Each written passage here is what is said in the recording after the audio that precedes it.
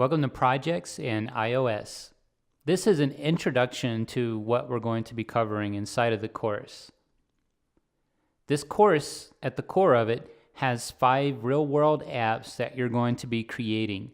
And we're going to work off of mock-ups that were created in Sketch, which is an application similar to Photoshop, and take these mock-ups and turn them into a real functioning iOS app. So we're going to pick up where the designer left off.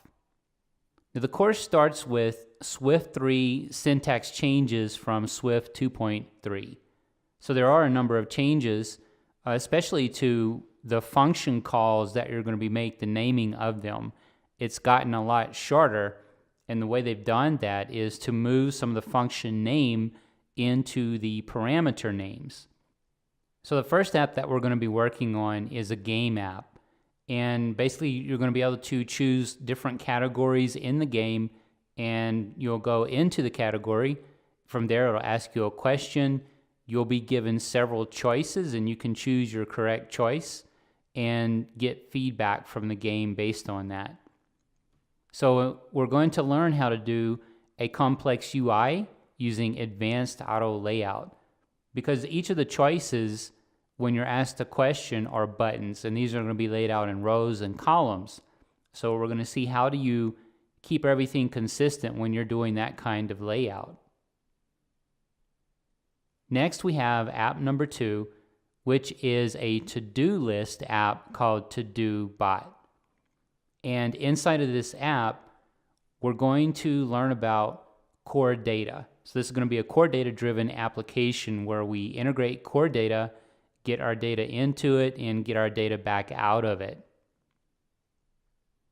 We're also going to do SiriKit integration, and this is new with iOS 10. Now right now, the SiriKit integration is a little limited, but I think Apple will expand it, the capabilities of SiriKit and the functionality that's going to be available. But we're going to get a jump on this and start early to see how SiriKit can be integrated into an application. Next, we have app number 3, which is a weather app. So in this application, we're actually going to pull down weather for the current day and then forecasted for a few days.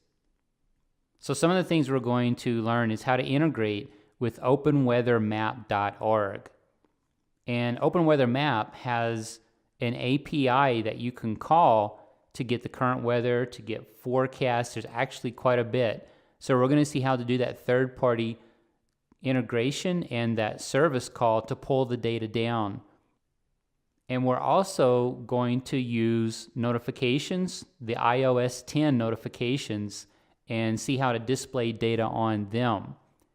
And as well, we're going to work with Swifty.json, which is a third-party component we're going to get from GitHub. It's very popular for helping you parse JSON, because that's what the data is going to come back as when we do our API calls to openweather.org. Then we have app number 4, which is a finance app. So in this app, you can enter credits or debits and then see the listing of transactions that you've entered. And there's also a screen to show you the different charts. So your transactions will be charted over a time period. And this app has a bit of an advanced UI, so we're going to see how to go from the mock-ups into the functional app and translate fairly accurately what's happening there.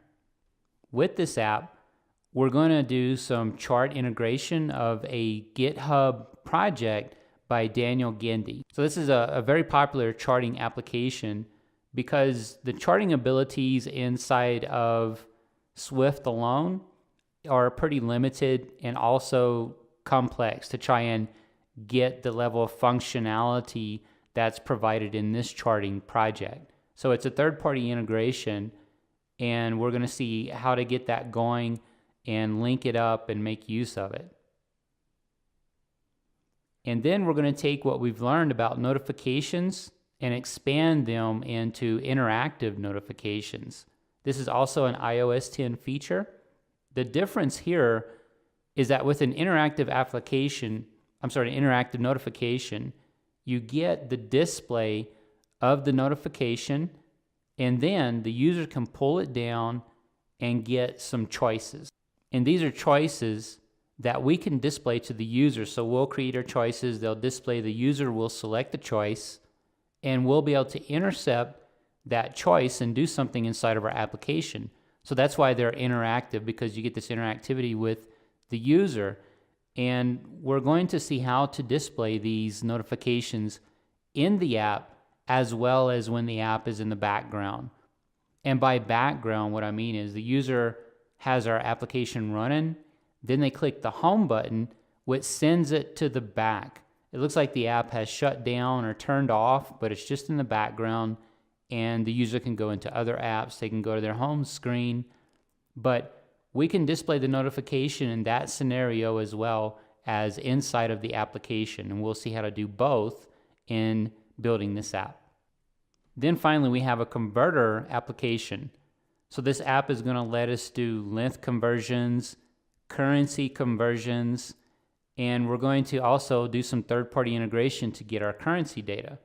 So we're going to learn about how to take mock-ups of a complex UI and translate it into the functional app where it's going to be an interactive UI. So this is taking the complex UI that we designed in an early app and kicking it up quite a notch to get the functionality we need with the accuracy against the mock-ups that we're designing off of or building off of. We're going to do an integration with CR currency request. This is a GitHub project, another one that's popular on GitHub for getting currencies. Because the currency data changes every day, we need to get the latest data. So we don't want to be using stale data. So that's why it's important to make these calls out on the internet to pull in the latest data, and CR currency request is going to help us do that. Now for weight, for length, it's all static, so we don't have to worry about doing any kind of calls to get that data. And as well, we're going to see how to use some new Swift 3 features to work with these units. So in the beginning, we're going to start off by hard coding the numbers. So doing a conversion from inches to millimeters or millimeters to meters, all that data is going to be hard coded. Then we're going to use a measurement class that's available in Swift 3 and unit length, where we can just create a base for inches just by calling inches, and do a conversion from inches to millimeters just by calling millimeters, where there's no numbers, there's just plain English. It's very readable and much easier to work with than the hard-coded numbers. And we're also going to do an iMessage extensions app based on our converter. This is an iOS 10 feature where we create this extension that works inside of the Message app. And what happens is the user can go to the apps in the Messages app and select ours. So when they select our app, they'll get an interface.